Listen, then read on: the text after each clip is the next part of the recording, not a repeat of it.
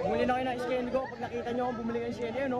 Oh, si ate bibili ata eh. Tay, bibili ka. Hindi, bibili ka eh. Grabe, walang pera. Ganda-ganda mo yun, te. Wala kang pera, te. Kahit yung eyelash mo, te, napakahaba. Wala kang pera. May pangalan. May pang eyelash, sabi ko, 20 piso lang. Wala. Te, ang ganda ng ano mo, te. Contact lang, te.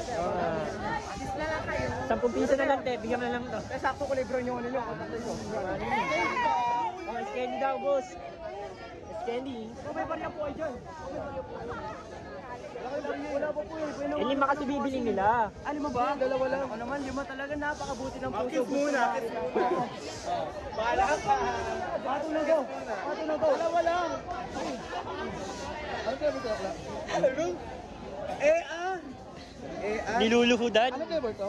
Ano yung buko pandan? Galing Amazon Forest. Sa ano na lang, sa August 12 mo na lang bigay yung 30. Gago, paano naman yung mga kasama?